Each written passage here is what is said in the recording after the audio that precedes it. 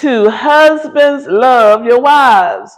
And we're so thankful and so grateful that you have tuned in to Husband Love Your Wives today. We have a special guest that we're going to talk with him about love. We're going to talk to him about relationship. We're going to talk to him about his journey in life and how God has really fulfilled his dreams. And so we're just going to go ahead and dive in as we talk to this great man because he's an actor.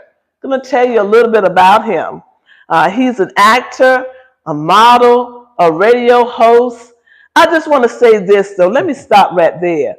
I want you all to like, share, and subscribe to Husband Love Your Wives. If you haven't already done so, like, share, and subscribe. We're so grateful and so thankful that you have tuned in with us today.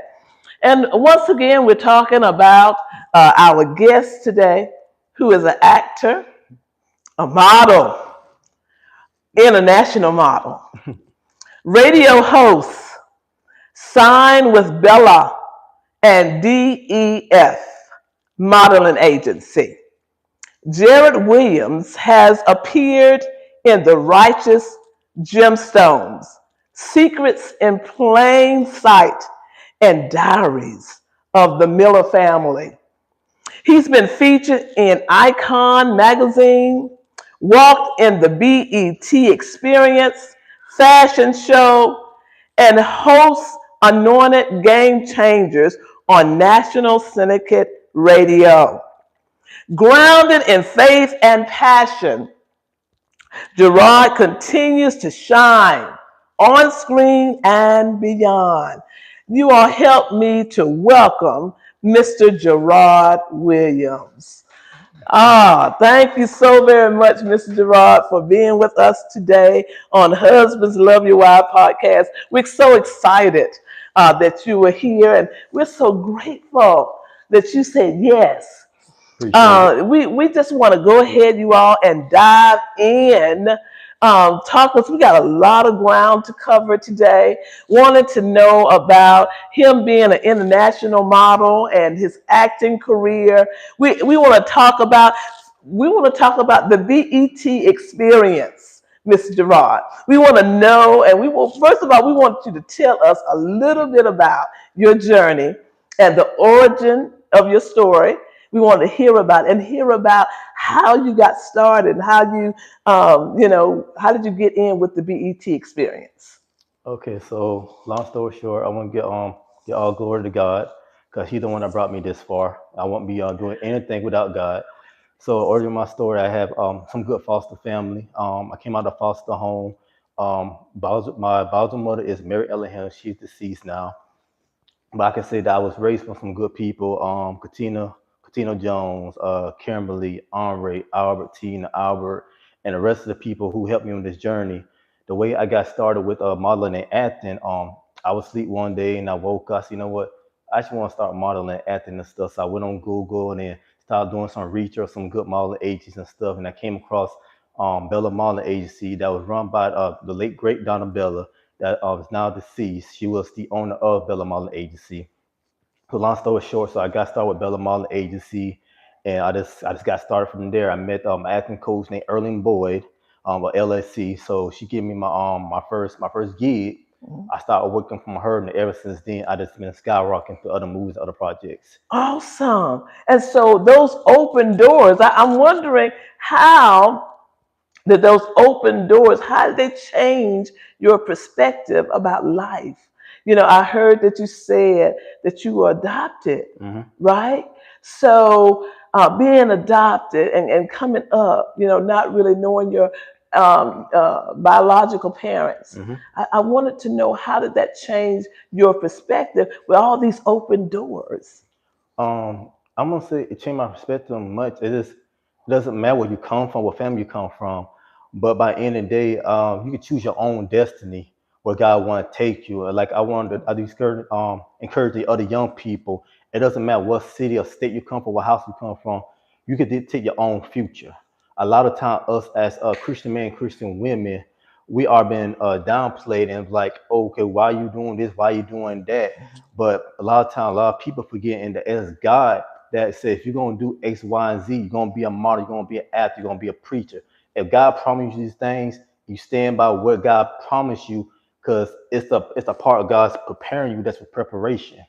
And I feel like my whole life God's been preparing me to do modeling acting. So whatever I learned from the past, I take that and I use for what God want me to do for now.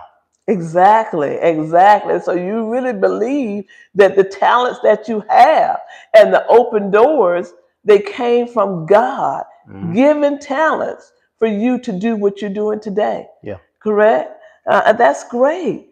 Now, we want to talk a little bit about love. You've been married Uh huh. and you're divorced now, Hmm. correct? Yes. And so we want to talk, this is husband, love your wives. That's right. And so we want to talk a little bit about how did you feel about marriage, or even how did you feel about marriage before you started in your acting career? Whew.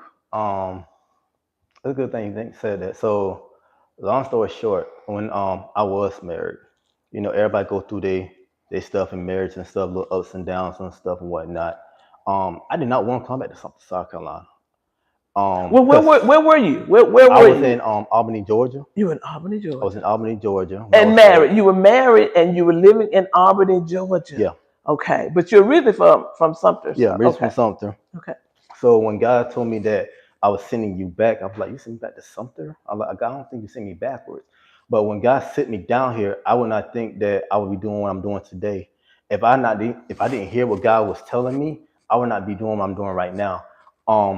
What I learned from my divorce, I don't hate or despite what I went through in my marriage, because if I didn't go through my first marriage, I would never be the man that I am today. And a lot of times I feel like God put you through stuff, prepare you to be a husband, to wife to somebody else. So if I didn't go through that, I would not know how to be a husband, or in spiritual sense, a Boaz to the right woman.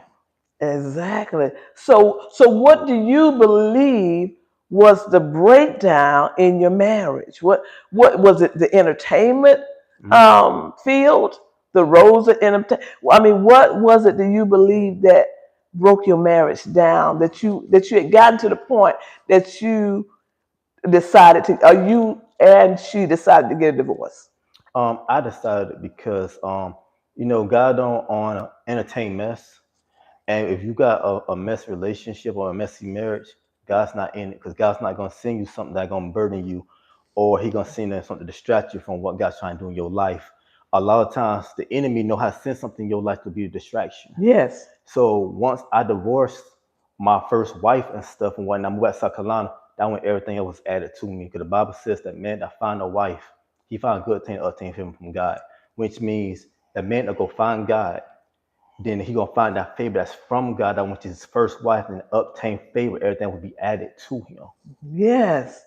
Yes. So what I'd like to know, you being a husband in Albany, Georgia, Hmm. I want to know, what could you have done? Is there anything, thank you, is there anything that you could have done differently that maybe your marriage would still be intact right now?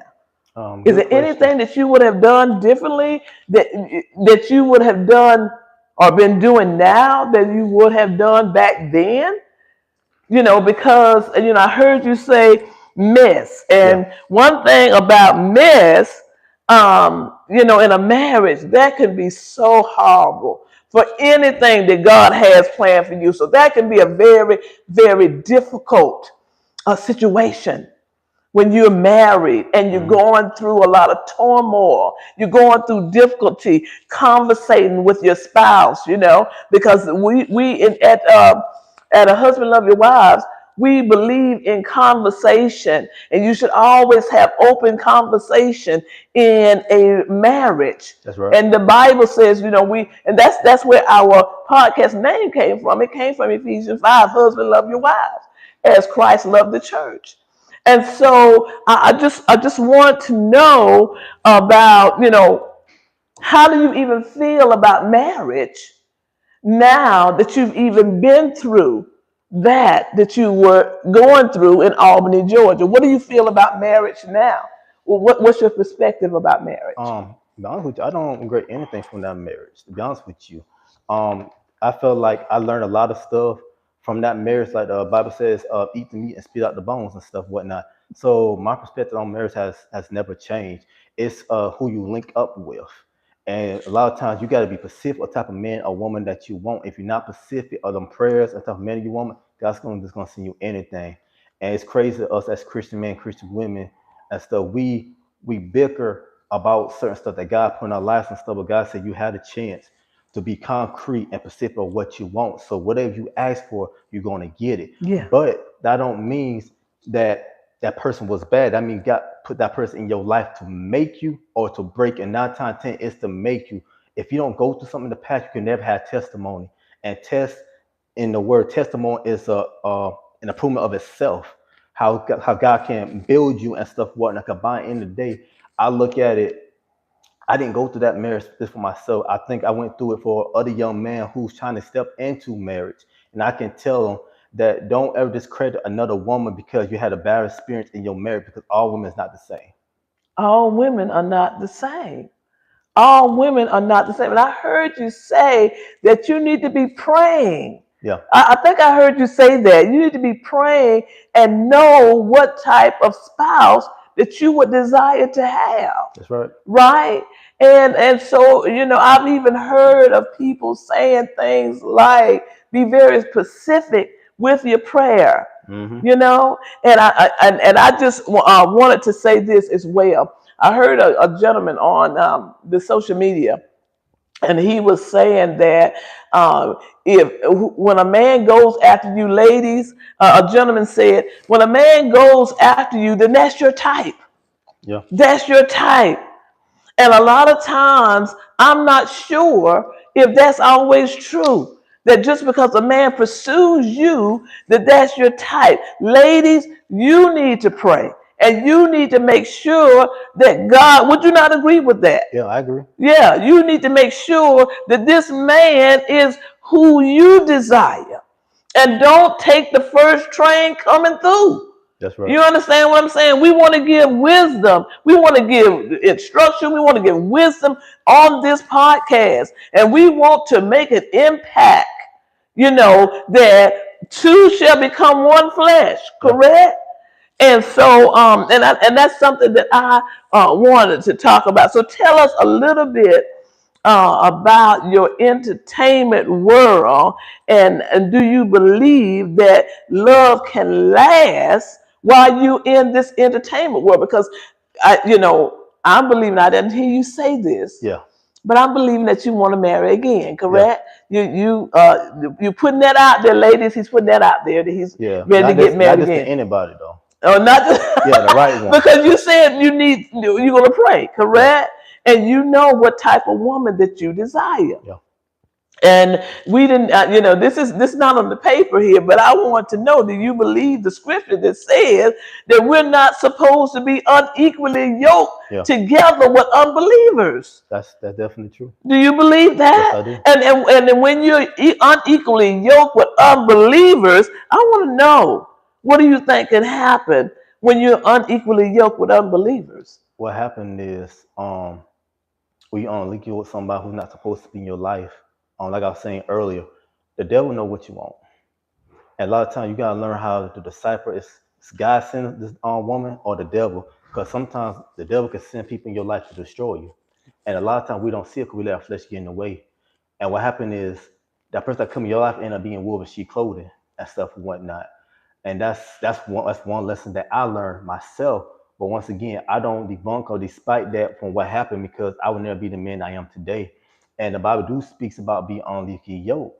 And sometimes you gotta be careful with that because any and everyone who come in your life don't mean that they have the right attention that you have. So the Bible says the Bible says once a man I find a good thing unto favor, that means that one supposed to add on to whatever God's doing in your life. It's like building. If you don't have no foundation and that woman trying to come in and build something with you, what tool do she have to build whatever God put in your life?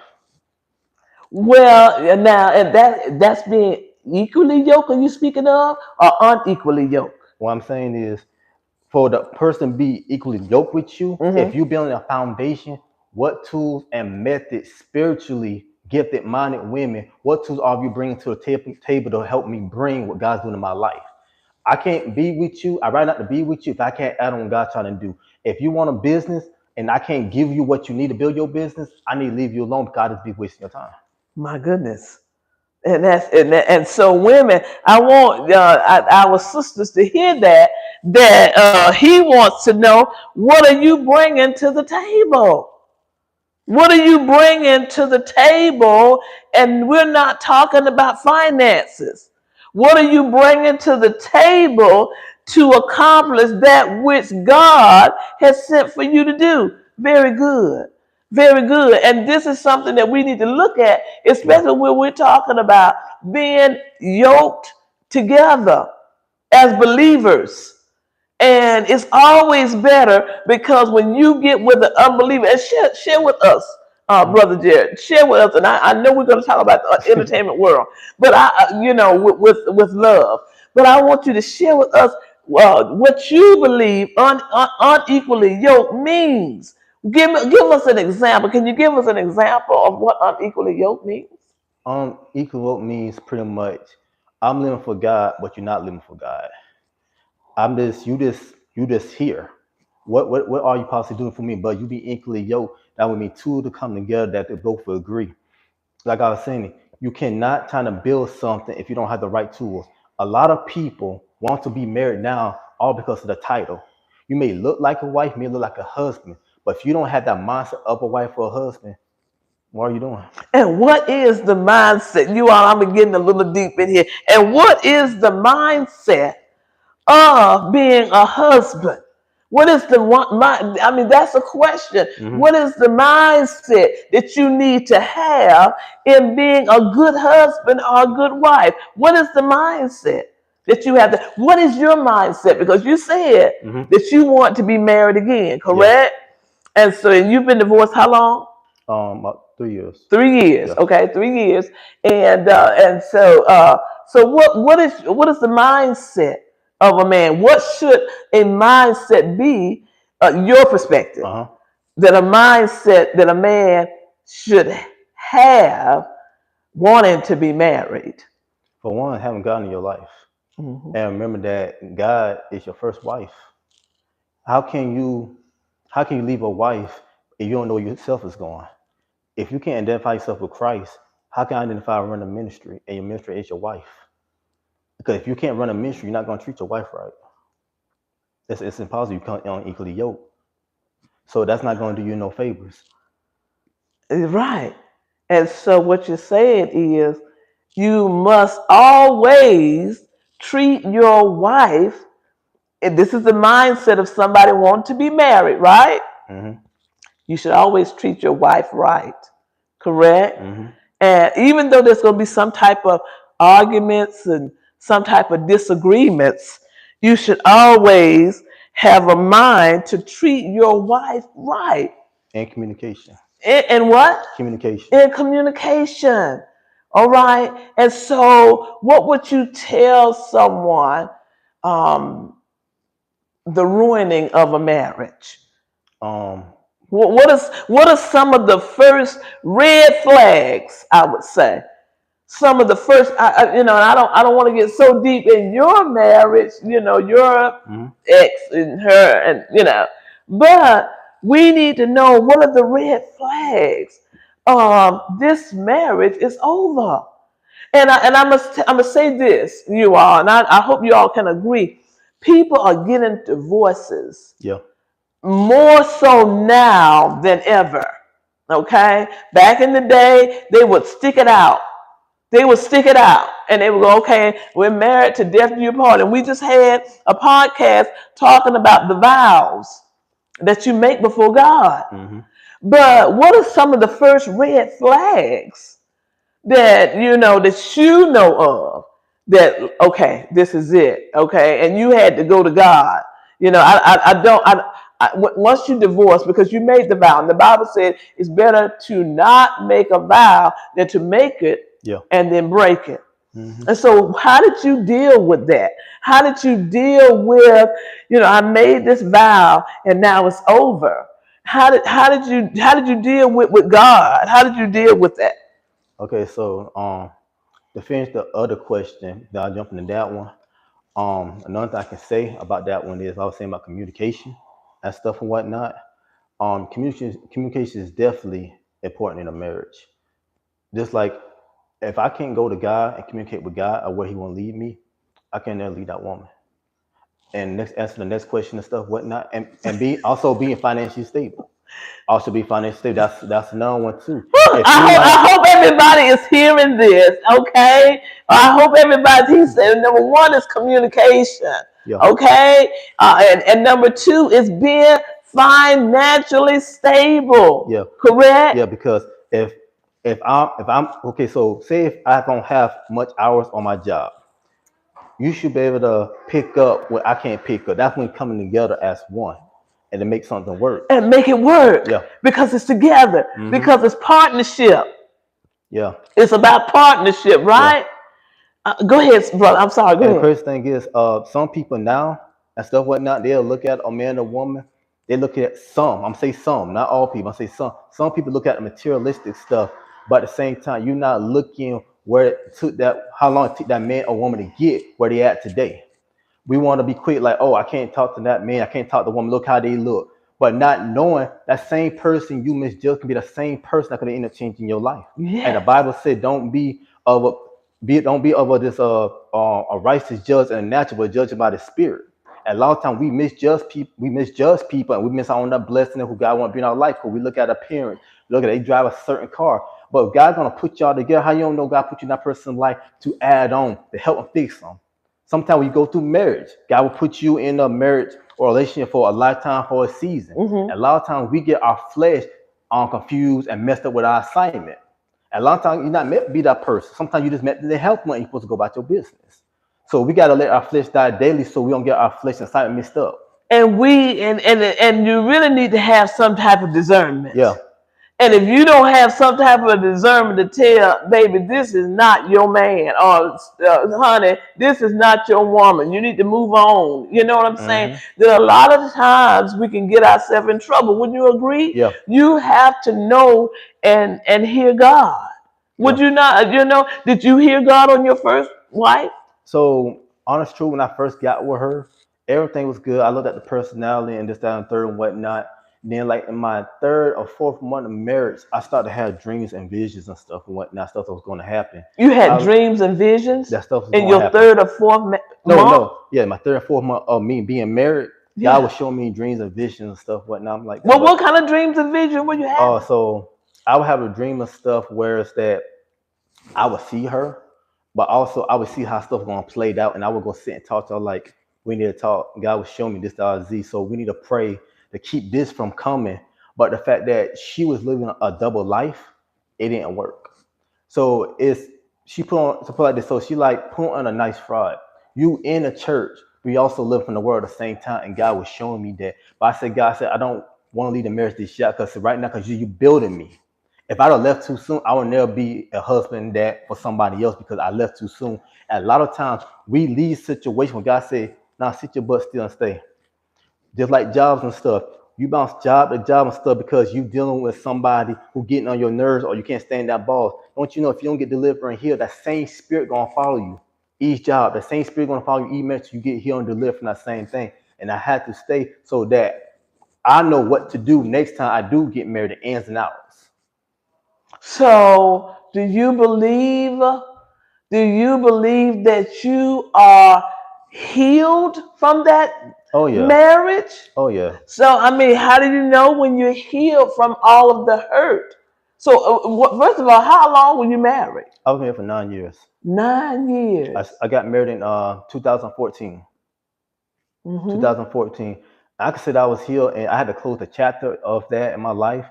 I had to forgive her. I called. I said, "Look, I forgive you for how stuff ended. Like I went by her house to start and stuff and whatnot." And God said, "Before I can bless you, you have to close that chapter in your life before I can open a new one." And I was man enough to call, stop by the house and look, sorry how stuff happened, whatnot. And I won't say that we friends and stuff, whatnot, but if she need help, I probably will help. That's the type of heart I got because by the end of the day, even Jesus, they say that he was a witch and a warlock. Jesus still loved on them. And when he got nailed on the cross, he put his head down. He said, God forgive them, for they had not know what they have done. I can't have step and have animosity against my brother or sister and stuff and whatnot. Call myself a man of God. I can't do it regardless of how somebody treat me. So you have forgiven her Yeah. because she was in and out the church. She was running in and out the church. She was living two lives. She said she was a church woman, but you would see that, and she did that for 9 years. Did that for 9 years, and then you decided to divorce her. You told her that you forgave her. You told God you forgave her.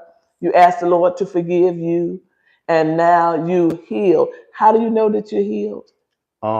Simple fact that because the Bible says, "Throw in the sea of forgiveness and forget it not."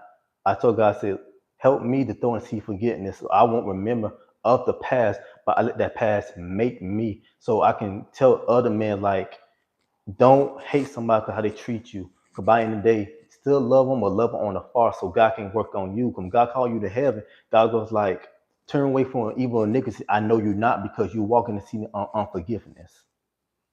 Right. And so, because forgiveness has layers, It that's what I does. heard. I heard that forgiveness has layers.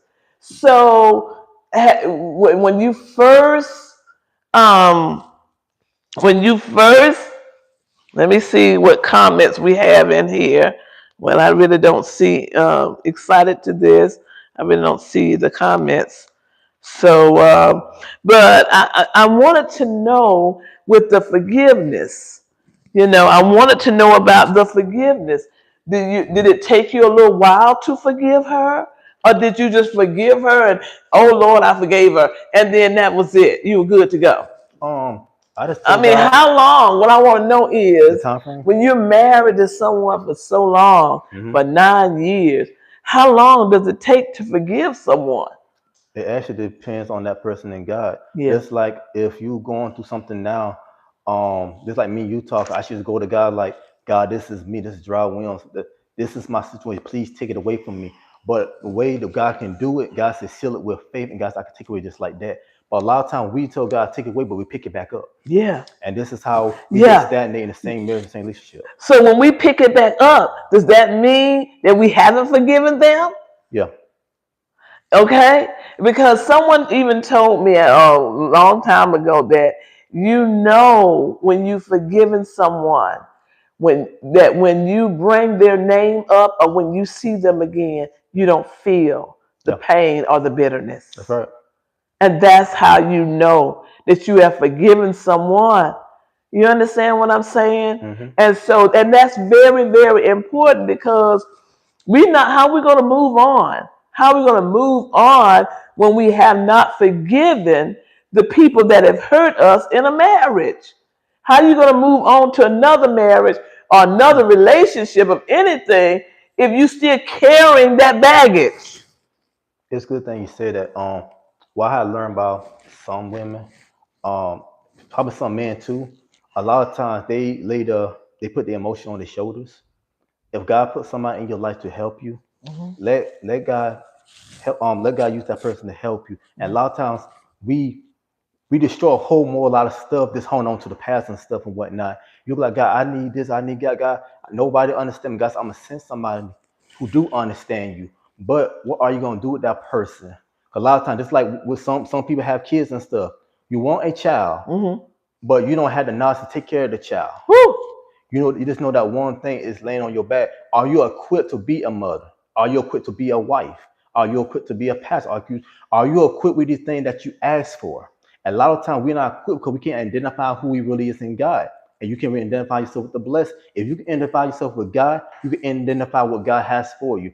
Don't wait to get the blessing. Prepare yourself. Dress. If you want to have a business, prepare and set yourself up for a business. Just don't wait because God said, whatever you ask in my name, so shall it be. Exactly. So do you feel like divorce has changed you as a man? being divorced? Um, no, I'm like I said, I'm still the same person. Like I said, I'm a better person because I have learned. If you're not learning from your past mistakes, you need to actually look in the mirror, like Michael Jackson said, it's the man in the It's mirror, a man in the and mirror. do some reevaluation. Exactly. Exactly. And so, talking about men, and I Mhm. thank you so very much because we want to talk about these men right now. What does it mean to be, what does that mean to you being a strong husband? Because you've been in the marriage. You were Mhm. in this marriage for 9 years. Mhm. And it was no fault of yours that you got a divorce, correct? Mhm. And so what does it mean to you to be a strong husband today in 2025? What does that mean to you to be a strong husband? Because I know it's a lot of husbands out there Mhm. and in the audience, and we want to know what is that? What is that about? What do you say? We need to hear that insight from a strong man like you. We want to know what a strong husband look like in 2025. Definitely being spiritually gifted, mind with God. You know, I can say some men and stuff whatnot. Most thing we evaluate a value. I don't know all men, but some men probably do. Is our peace. If I don't have peace, I can never lead you. If I come home from work and stuff and whatnot, and first thing like, are the kids doing this? Fix this.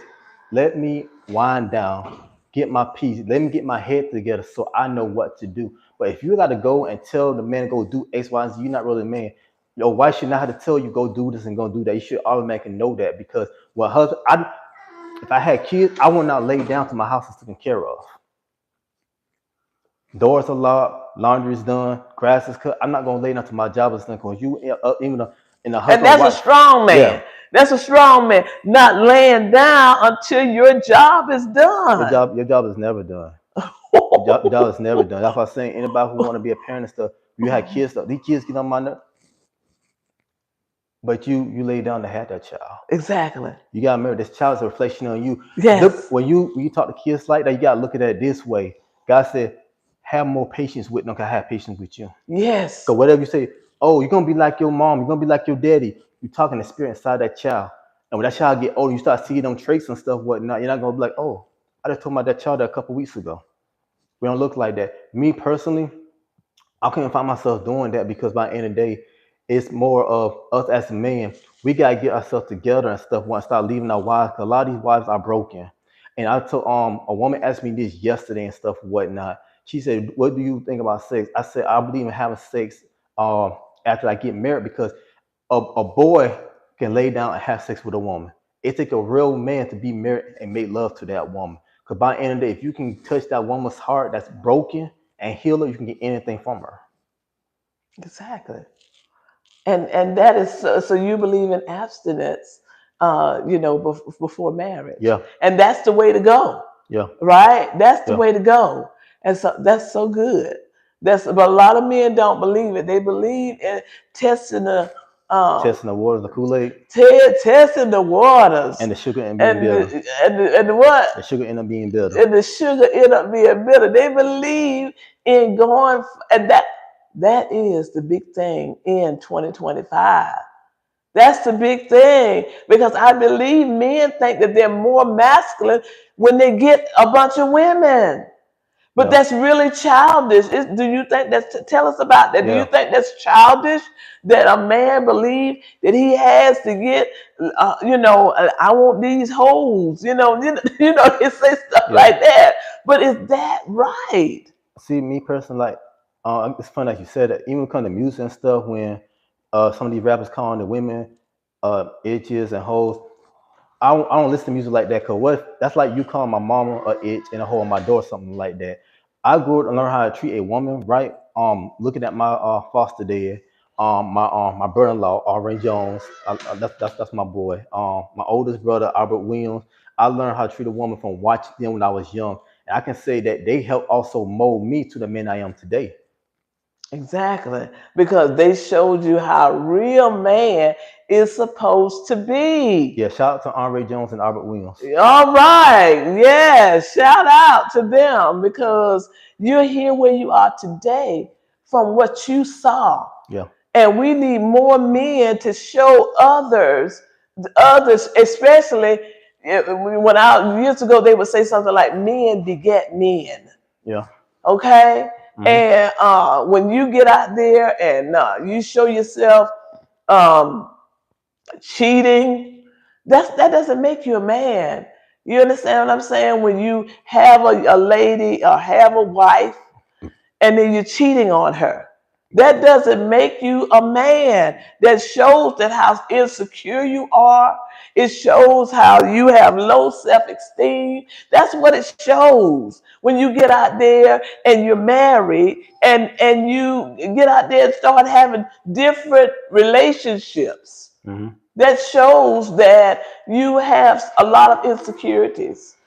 But it's another thing too. Hmm. Even us men, a lot of time, sometimes that man need that nourishment from his wife. And what a lot of times we go through a whole lot of stuff as men too and whatnot. And it's sometimes can be hard because we gotta be that strong head. But sometimes we need that woman like, I've been praying for you. It's gonna be okay. It's gonna be, or sometimes we need not nourish you.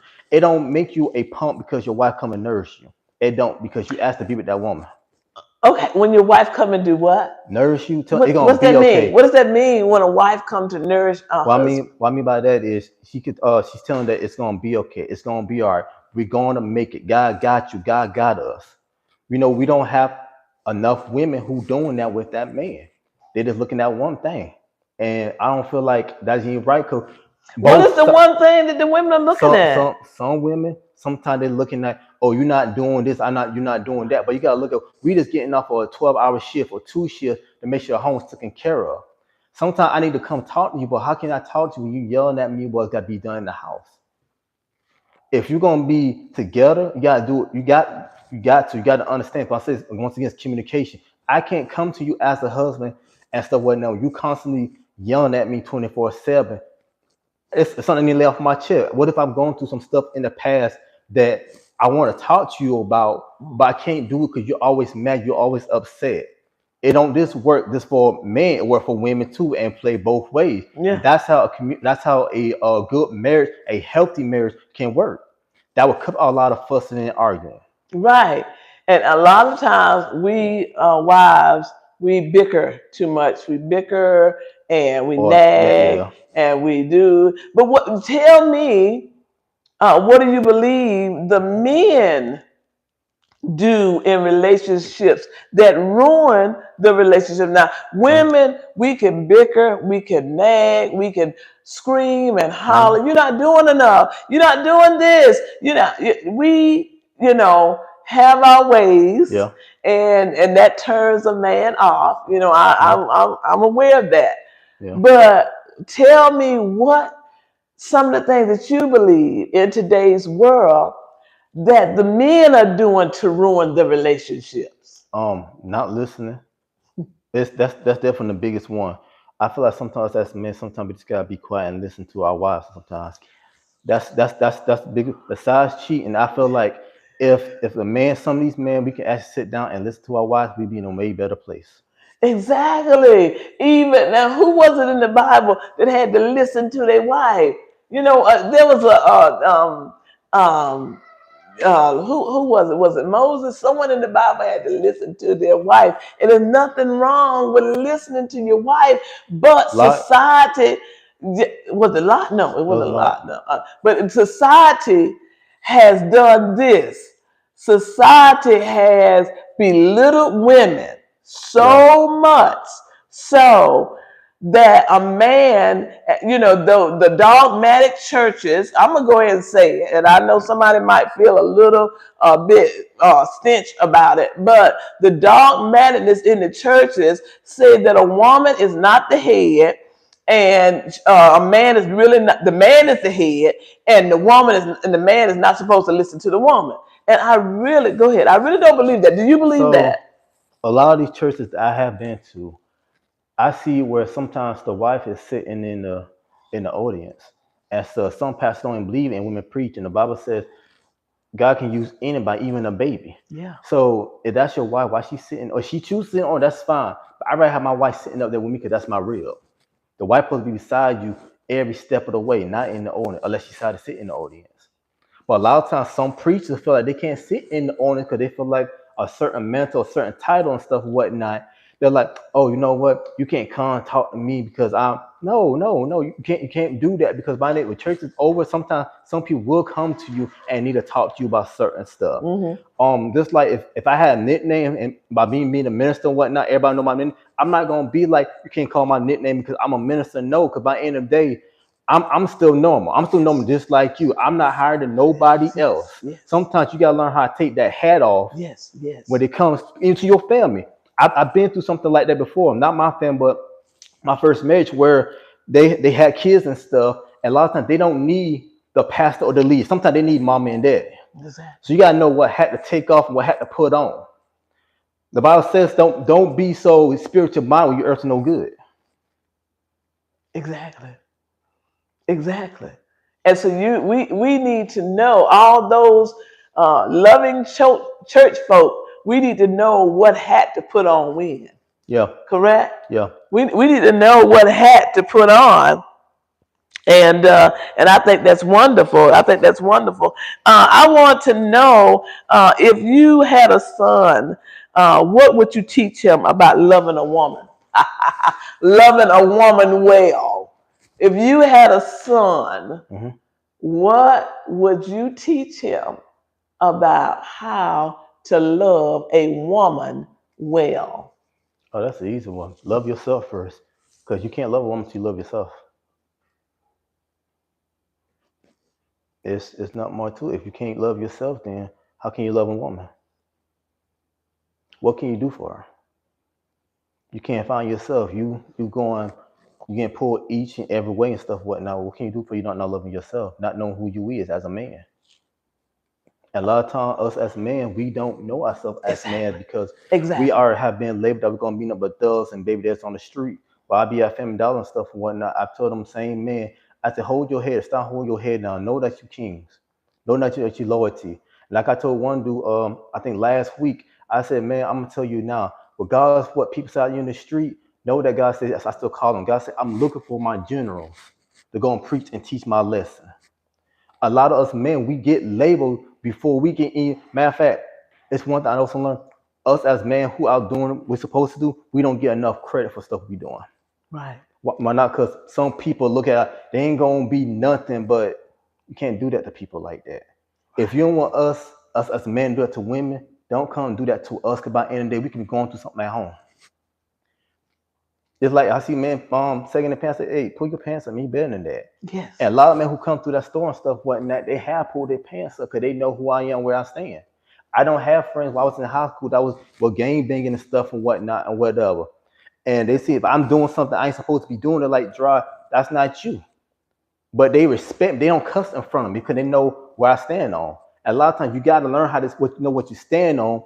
And I'm like this, so by what you stand on, don't change yourself to fit in with the crowd. Because that same crowd will respect you more than you trying to fit in. Because that's blood on your hands. Yes. Yes. Love it.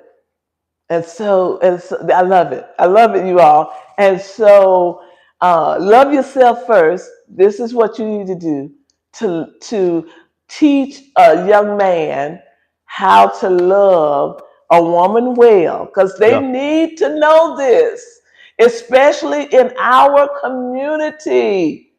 Mr. Williams, would you not say in our Black community, we need to know how to love women well?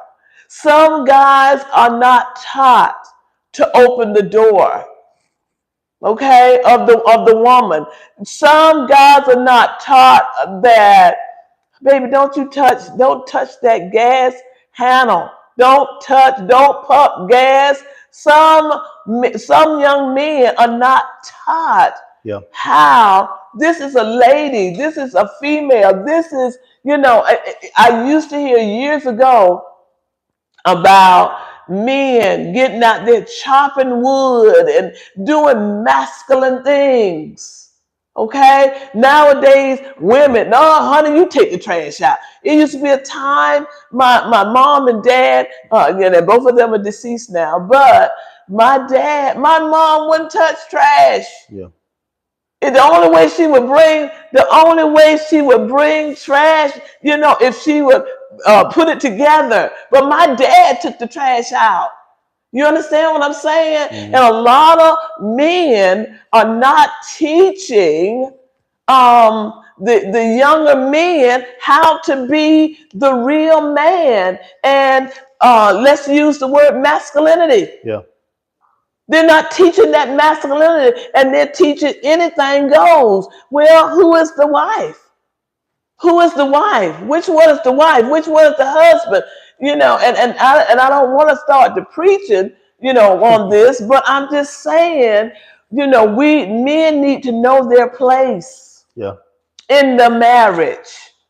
Okay? And women need to respect the man now. I Mm-hmm. believe that a woman needs to respect the man, but I also believe that a man needs to know that some things a woman just should not do. Yeah. I know a lot of people wanted the women's lib thing where you can work, you can make your own money, you can do your own thing, you can do this, you can do that. And that's true, we can do that. But what's happening to our families? It's breaking the family down. Who's going to teach the children? Mm-hmm. Who's going to teach the children? And I just kind of want to know what you thought about that. How men should teach other men. God did not make all of us men. My son and my daughter is moving, Mm-hmm. right? But she's moving into another place. And so my son and her son yesterday were moving the couches, and she's getting all new stuff. And so the thing about it is, I said this when I saw them taking those couches out, and I said, God, I thank you for men. Oh, Mm-hmm. you understand what I'm saying? Because if it was just us women, we would be huffing and puffing and can't hardly get nothing done. You understand what I'm saying? So what do Yeah. you think? Just tell me, just tell us, what do you think about the importance of masculinity in 2025? It's definitely important. Now, but pretty much anywhere you go now, you see women walking in masculine. What I mean by that is women trying to be men and stuff and Mm, whatnot. mm, And this and and when I see stuff like that, mm-hmm. I still treat them with respect, Uh-huh. and I still pray for them. I Yeah. still pray for them, but Yeah. it's like the rules is reversed now in this generation. It's Yeah. so jacked up. Yeah. It's honestly, you see more women with women versus a woman with a man, Yes. which is sad. I know. Yeah. I know, just leaving the nature of a man. Yeah. And then what the men gonna do? What are the men gonna do if you leave the nature of a man? Because a lot of time women said the other women won't cheat on them. But that's not true. Mm-mm. I've seen women cheat on women and the other woman beat the other woman. It's Yeah. not true. It's what you believe and what's your morals and what's your standards. If you don't believe in cheating, then you're not going to cheat, Yeah. whether you male or female. But if you believe in cheating, hey, and you got low self-esteem, that's what you're going to do. That's right. That's what you're going to do. If you're insecure, you're going to get out there and cheat, in any relationship. And so before we leave, though, I would like for you to share what's upcoming for you. I do want you to leave a word of wisdom, for our audience. I do want you to leave a word of wisdom. But before you leave the word of wisdom for our audience, I really would love for you to tell us what's up next for Jerrod Williams. What's up next for you? So we had this movie called Wolf 1945 that we start filming next month. That's the producer is Ma Williams Films. As everybody seen on Facebook, I played the lead role of Vic, where it's pretty much based upon my character. I play a goofy character, Mhm. but just like I am very goofy. I can be very funny, but And how can we see it? How can we see that? I'm not sure this yet because we start production next month and stuff. Then I have another movie called uh Cabin in the Carolinas and stuff whatnot, Mhm. produced by Jaleesa. So I'm also in that movie as well. It's a horror movie. We're gonna be shooting down here in Sumter. I have a fashion show this weekend It starts at I think And where's it going to be? 7. It's on my Facebook. Okay, okay, okay, send it to you. okay, okay. So I got that going on, and we also got a peace rally coming up, fashion show Uh-huh. that's gonna be in Charleston Yeah, and stuff. So I would definitely be sharing that as well. great. If anybody want to reach me, you can reach me at Jerrod Williams, JERROD WILLIMS 652 at yahoo.com. Great. I don't remember my Instagram. So my Facebook is Jerrod Williams. You see me with the white suit and whatever stuff, whatnot. My TikTok is Get Money 1990, and that's how you can reach me on all platforms, social medias. I also do teach mind dancing, and I also do mind ministry. I love mind ministry. I ain't gonna lie, fall back from it, but I'm just not getting back to the love of Mm. doing mind ministry and stuff, whatnot. So if you ever want to book me to do a youth event or come do a mind dance or mind worship, hit me up on my Facebook page, DM me and stuff, whatnot, and I will gladly come and minister. I don't really care about the money being paid for me doing that because I love what I do for God and stuff and whatnot. So I don't really care for the sowing the seed type things. It's whatever they decide to give by the end of the day. Um, word of wisdom I want to say is whatever God has for you, it's gonna be for you. Yeah. This is not the last. It's not the last of what God's going to be doing in your life and what everything the promises that God said He going to give to you. Hmm. Know that's already done. Just go out there and get that promise that God said He has set for you because God Yes. says, I am the author and finisher of your faith. And stop writing your own book and let me be the author and finisher of your faith. Maybe put exclamation point in every sentence. A lot of us, we put a question mark when God said, I put an exclamation point. So I want to let people know, stop putting a question mark when God says it's already yours. And that's all I want to live for other people. Wow. Wow. That's awesome. That is Appreciate it. awesome. Appreciate it. Now, are you still going to Paris though? No, I will not be going to Paris, but I probably have an event coming out to Italy. Me and some other moms going to Italy next year. Wow. That stuff, yeah. Wow. We're gonna be looking for Mr. Jerrod Williams. We're gonna be looking for him on his new endeavors of the movie acting. We're gonna be looking for his mimes ministry. Mhm. And you're gonna be seeing a lot more of him. And so we give the Lord praise and we thank him for you coming on. And we're gonna ask you to come back. You're gonna come back and Oh talk yeah, with us. I And sure we want to will. hear how great things are going on for you. And thank you so much, you all, for tuning in to Husbands Love Your Wives. And until next time, we hope that you all have a blessed week. And we say peace be multiplied unto you all. I love you all. Later. Peace.